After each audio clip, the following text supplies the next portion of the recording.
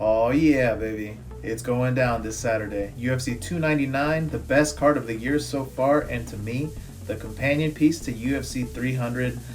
We're getting two really good pay-per-view cards back to back, and this is UFC putting on their best. I mean, both of these cards are absolutely stacked, top to bottom. So let's talk about these fights. Let's even go into the prelims because all of these fights are worth catching up on, and I personally can't wait. I haven't been this giddy about a UFC card in quite a while.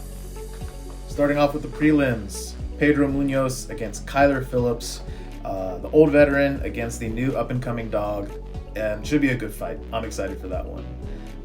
Looking at Mateus Gamrot against Rafael dos Anjos. Gamrot is on the rise. He has shown that he is a contender at 155. Rafael dos Anjos, what can I say? Legend. He's the man. He's amazing. The fact that he's putting on these great fights at his age, at his stage of his career, unbelievable. Let's see. Moving on upward. She's changed her name, but used to be Kaylin Chukagian.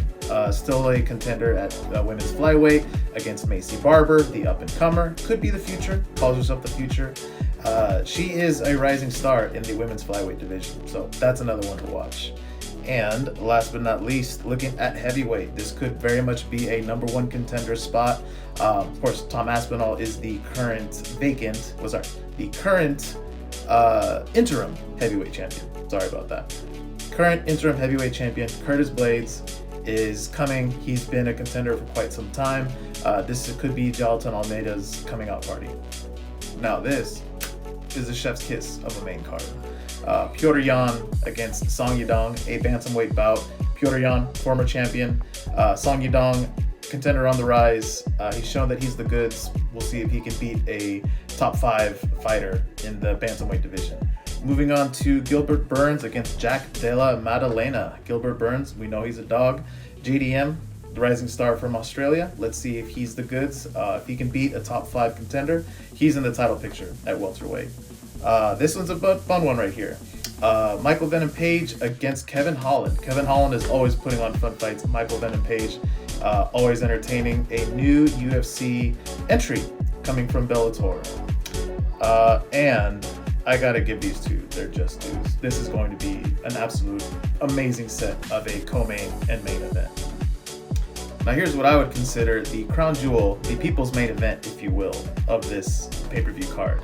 Dustin Poirier, my man, against Benoit Saint-Denis. Dustin Poirier has been one of my favorite fighters for quite some time. He always puts on exciting fights. He's always a dog in there. Comes in, always looking for the finish. What else can you say about the veteran in the UFC?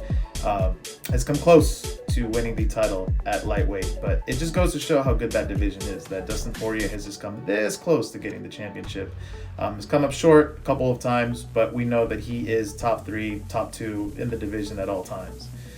Benoit Saint-Denis, he is the new up-and-comer. He is the French fighter that is on a tear right now. He has 6 fights in the UFC. He lost his first to a decision, but after that, 5 fights, 5 finishes. He does not go past the second round. This dude is an absolute dog. Little surprised that Dustin took this fight, but I love it. I am excited about this matchup. This is probably my favorite fight on the card. And now we look at the main event. Sugar Sean O'Malley, the Sugar Show, against Marlon Chito Vera, a bantamweight title fight that has grudge match written all over it. These two have fought before. And Chito actually has the win, even though Sean O'Malley would highly dispute that. Sean O'Malley ended up losing the fight, getting finished, but a lot of that was due to an injury where I believe he rolled his ankle or had something wrong with his foot, where he just couldn't really stand on it, ended up getting on his back. Referee called the fight, and now these two have been jawing at it ever since. These two should put on a show. They're both entertaining. They're both talking a big game at the press conferences, so I'm very much looking forward to it, as I'm looking forward to the rest of the card. So there it is, the rundown for UFC 299. I couldn't be more hyped. I'm excited about it, and I'll give you my picks coming up soon. Till next time.